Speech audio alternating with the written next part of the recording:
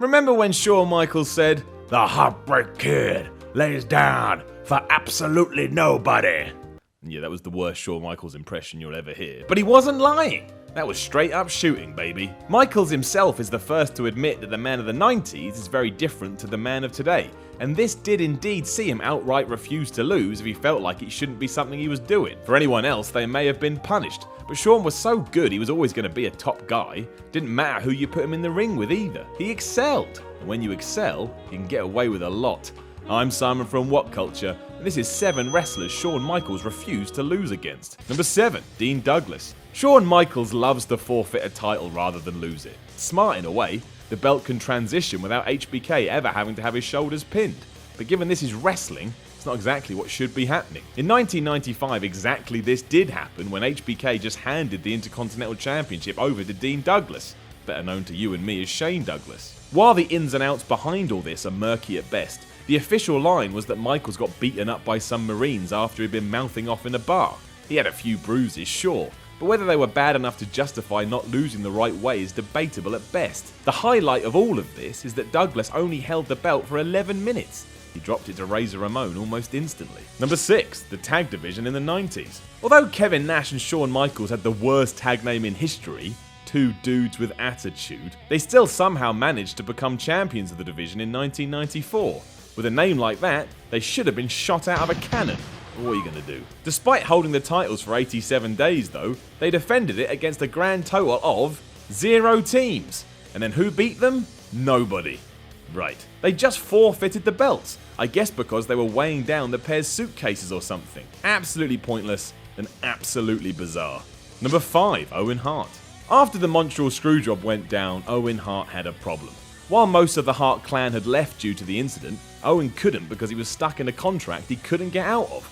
That doesn't work so well when you're with a company who, quite rightly, you have some beef with. However, when Owen returned to attack Shawn Michaels in 1997, all of a sudden it seemed like unexpected gold had been struck. This would surely see Hart take out DX one by one before making his way to HBK and exacting revenge for his brother. Of course, that's not what happened. Instead, Owen had a long feud with Triple H as HBK outwardly refused to work with him or put him over. Probably because Shawn was terrified Owen would just smack him in the mouth for real. Number 4, Stone Cold Steve Austin. The long-standing rumour is that at WrestleMania 14, Shawn Michaels had decided he wasn't going to lose the then WWF World title. He made such a song and dance about this that even The Undertaker got involved, letting everyone in earshot know that if HBK did play up, he was going to have a long night. So basically he was going to punch him in the face. As we know, nothing came of this and Michaels did what was right for business. But even Shawn knows what was up at the time. In an interview with Sports Illustrated, he said he just wanted to make everybody sweat that he wasn't going to do it. But he, of course, always was going to do it. Which is the equivalent of a bank robber getting caught and saying he wasn't actually going to rob the bank. He just wanted to see how far he could take it. Try again, Shawn.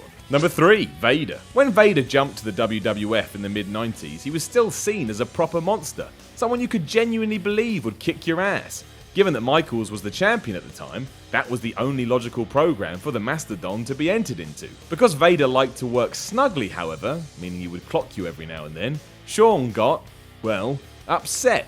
And that was the end of any momentum the Masked Man would have. At SummerSlam 1996, HBK beat Vader without even a hiccup. He disappeared from the main event scene, rarely to be heard of again.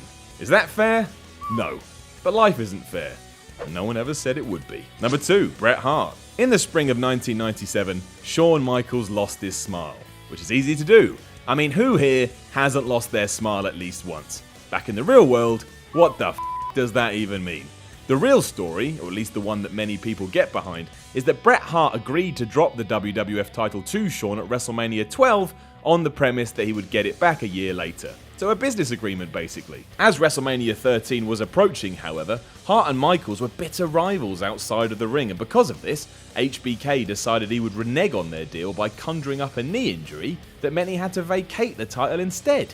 No one in their right mind could compete with that kind of problem and a lost smile, and ultimately Shawn didn't have to lose to Bret, which is handy. Number 1, the British Bulldog. When WWE rolled into Birmingham for the one night only pay-per-view, it was headlined by the British Bulldog versus Shawn Michaels.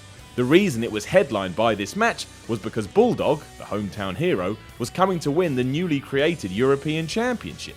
It was such an important night, and Davey Boy Smith was so sure he would win, because he was told he was going to win, he even dedicated it all to his sister Tracy, who had cancer at the time. And then Michaels won, as the Bulldog's family looked on, including his sick sibling. Murmurs state that Shawn had used his backstage stroke to change things up, even with everything around it, and to be frank, it was all just horrible. The Montreal Screwjob happened 2 months later, and that was that.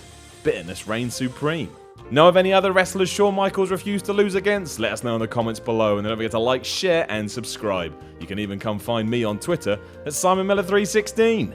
I'm Simon from WhatCulture, and Shawn Michaels has never beaten me.